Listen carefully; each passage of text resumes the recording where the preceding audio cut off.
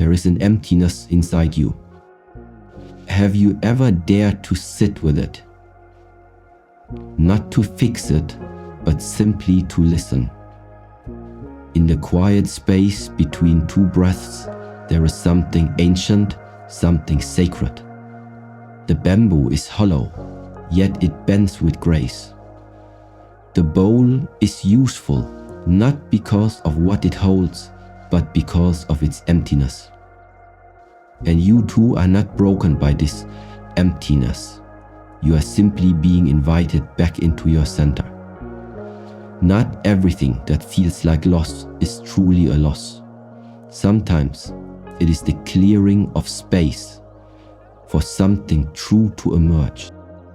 Today, let us explore not how to fill the emptiness, but how to understand it. Like the sky that stretches endlessly above the mountains, emptiness is not a flaw in your being. It is not a void to be feared, but a space to be understood. In the teachings of the Shaolin path, we do not resist the hollow spaces of life. We bow to them, because only what is silent can truly hear. When you say, "I feel empty," emptiness is not the absence of life.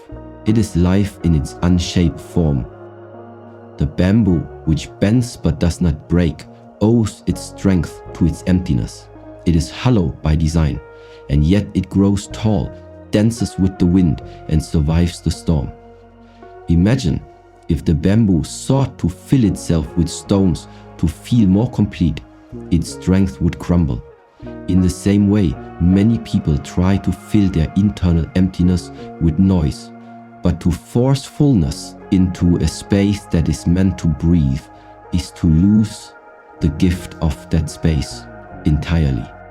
From a Shaolin perspective, emptiness is sacred. It is the space between the inhale and the exhale, the silent pause that gives rhythm to life. In Buddhist thought, sunyata. The concept of emptiness is not nihilism, it is freedom from fixed identity. It means you are not confined by what you have or what you've lost. You are free to flow, free to transform. You are the space in which all experiences arise and fall away. In real life, this becomes most clear when something ends. A relationship, a job, a stage of life. You are left with silence. You look around and suddenly what was familiar is gone. The mind panics, it scrambles to fill the space with something. But here is the invitation. Don't. Instead, sit with that space, let it be what it is, let it breathe. Do not rush to paint over the canvas simply because it has become blank. The practical teaching is this: when you feel empty inside, resist the urge to escape. Instead, be like the monk who enters the hall before morning practice. He lights the incense, he bows, and then he simply sits. He does not ask for answers. He becomes the question. Over time, that quiet becomes his teacher. This is not an easy path. It requires trust, it requires patience. But it leads to something more authentic than surface-level comfort. It leads to peace without dependency. It leads to strength without noise. From this emptiness, something gentle and real will begin to take form, but only if you allow it to emerge from within, not as a distraction, but as a natural expression of your own essence. The space within you is not void, it is vast. There is a quiet wisdom in the mountain that does not chase the wind, it does not grasp, it does not flee, it simply remains. In its stillness, it bears witness to all seasons, the biting chill of winter, the blossom of spring, the fire of summer, and the letting go of autumn. The mountain does not cling to the snow, nor does it mourn the passing of a cloud. And so must we learn that to suffer from emptiness is often to suffer from clinging to moments, to identities, to stories we have outgrown but are afraid to release. In the Shaolin teachings, clinging is one of the roots of inner suffering. It is the grasping of the hand that cannot let the leaf fall in peace. But the nature of all things is change.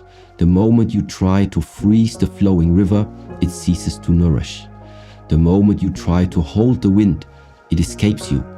What we often mistake for emptiness is not a lack within. The attachment to fleeting things, the praise, the love, the image of self, the validation from others.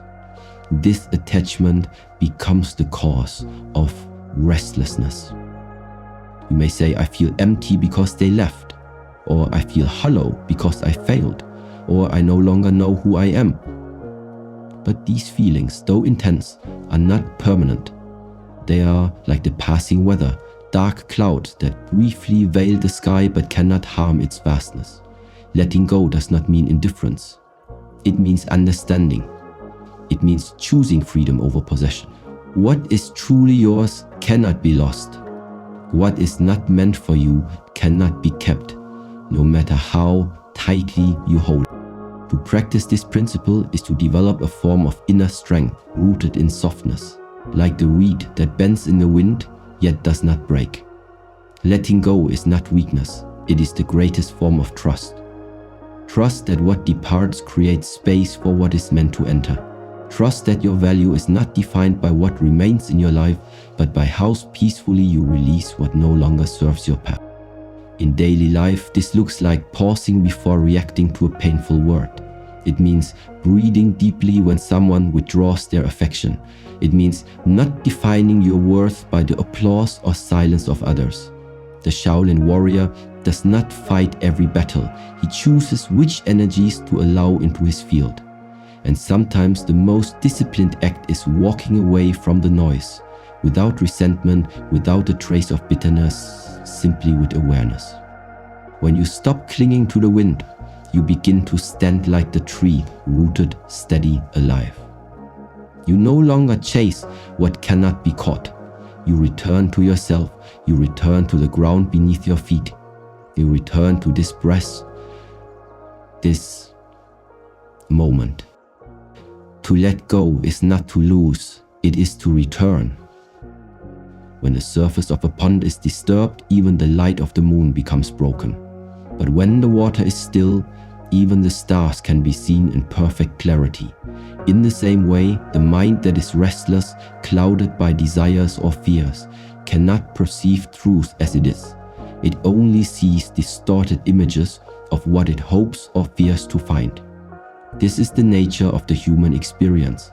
When we feel empty inside, the first impulse is to fix, to distract, to fill the void with movement or noise. But the Shaolin way is not to move outward. It is to return inward. Stillness is not the absence of motion, but the discipline of presence. We live in a time where silence is rare, and yet it is in silence that we meet ourselves most honestly. The world encourages speed, urges productivity, praises those who are always doing. But in the temple, the gong sounds not to mark activity, but to return the mind to awareness. Between the strikes of the gong, there is only breath. In those spaces we learn to observe. And what we observe, if we are still enough, but by how we are thinking about it. The still pond teaches that perception is everything. A disturbed mind reflects disturbance.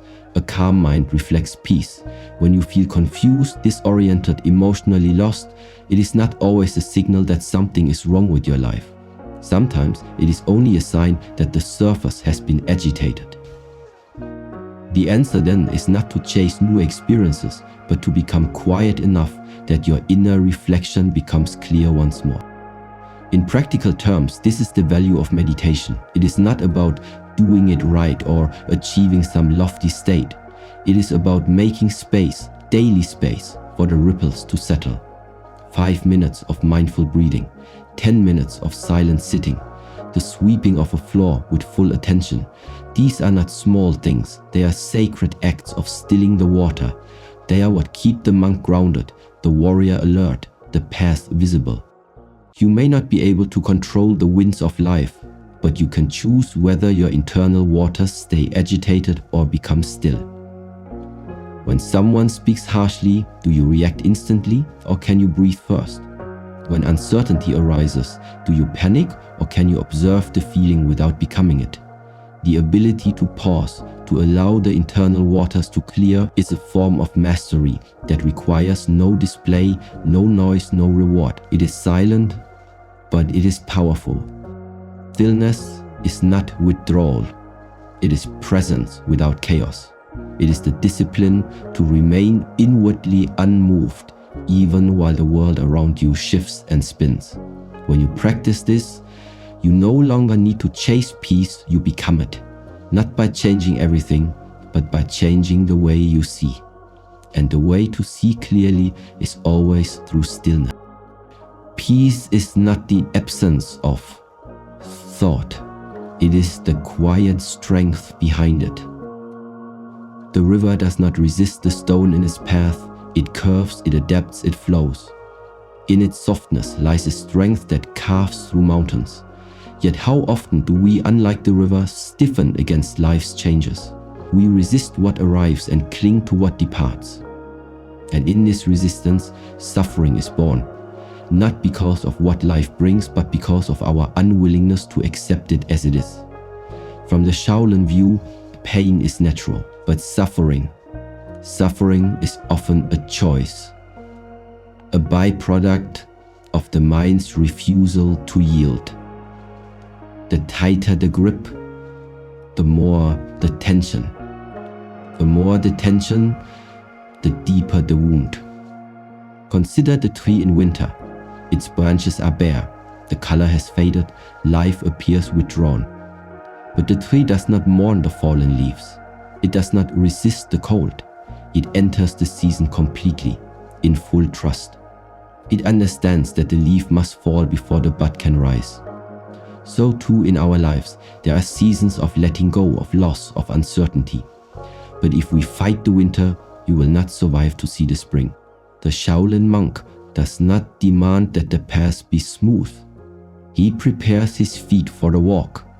He does not wish the mountain away. He studies how to ascend with each step. This is the way of peace, not in avoiding difficulty, but in refusing to create extra pain through inner conflict. In daily life, resistance shows itself in many subtle ways. In the rejection of uncomfortable emotions, in the avoidance of truth, in the silent war we wage against ourselves. I should not feel this way, we say. This should not be happening. But life does not bend to our wishes. It unfolds according to its own rhythm. And to argue with what is to exhaust the spirit. But when mind and reality collide, there is harmony, even in hardship. To practice non-resistance is not to become passive, it is to become wise. Acceptance is not the same as apathy. It is the conscious choice to stop pouring energy into what cannot be controlled and to start flowing with what is. Like the calligraphy brush guided by the steady hand, life flows better when we stop forcing it to follow our design. This practice begins small, a delayed plan, a missed opportunity, a word spoken unfairly. Instead of meeting these with tension, meet them with breath. Let the body soften, let the shoulders lower, let the face return to calm. Resistance tightens the body and contracts the mind, but awareness paired with acceptance opens a doorway to freedom. Not because the situation changes, but because we change our posture toward. The river does not push the stone, it flows around it.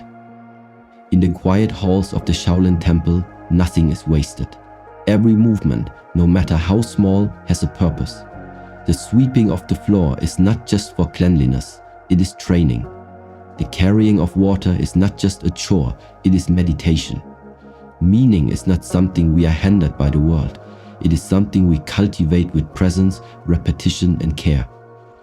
This is a truth often forgotten by those who feel empty. They wait for meaning to arrive like a visitor at the door. But meaning does not knock. It emerges slowly from within like a lotus rising through muddy water toward the light. Many people walk through life searching for some grand purpose to fall into their lap. They chase fulfillment through roles, titles, and achievements. But fulfillment does not lie at the top of the mountain. It lies in how you climb.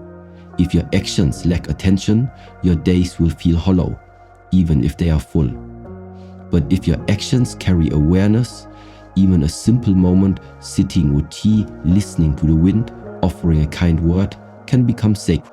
In the Shaolin way, no moment is too ordinary to carry truth. The question is never, is this meaningful? But rather, am I bringing meaning to this? In Buddhist teachings, the Eightfold Path does not begin with action. It begins with right view, the ability to see clearly. Only with clarity can we walk with integrity. Only with presence can we shape a life that has depth. When you feel empty, do not wait for some external event to make you whole. Begin with the smallest thing within reach. Plant the seed of meaning in how you walk, in how you speak, in how you breathe. Return to the breath. Not to escape life, but to enter it more fully. Each breath taken with mindfulness is a step towards meaning. Not the kind shouted from stages, but the kind that whispers in silence, this moment matters. In daily life, this may mean waking up and making your bed not as a task, but as a ritual. Greeting someone not out of habit, but with sincerity. Washing the dishes with care as if polishing the mind itself. These are not burdens, they are invitations. Each one offers a chance to connect with the living thread that runs through all things. To miss them is to stay asleep. To engage them is to awaken. This way of living requires slowness. It asks that you let go of the chase and return to the center. The past does not promise ease, but it promises something deeper. Alignment with who you are, with what you do, with how you live. And through that alignment, a quiet strength emerges. A kind of meaning that does not shout, but endures. Meaning grows where attention flows. And so, if you have ever whispered to yourself, "Why do I feel so empty inside?" Know this: the emptiness is not a failure. It is a doorway, a space waiting to be honored, not hurried through. Each teaching, like the bamboo's hollow strength, the river's graceful flow, the stillness of the pond, the acceptance of the seasons, that to understand it, to let it teach you, to let it refine you. Emptiness is not the end of something, it is the beginning of awareness. In stillness, meaning arises. In letting go, peace returns. In presence, the ordinary becomes extraordinary. The Shaolin path does not offer quick solutions, but it offers something far more valuable: inner clarity. And with clarity, even suffering becomes a teacher. Even silence becomes a song. As the Buddha once said, the mind is everything. What you think, you become. So begin not by chasing, but by sitting. Not by adding, but by observing. Not by fixing, but by feeling. Let today be the moment you stop resisting the space within and start listening to it. Start today, not by moving, but by sitting still and seeing what remains. Thank you for walking this path with me. May your mind be calm, your breath steady, and your heart open to what truly matters.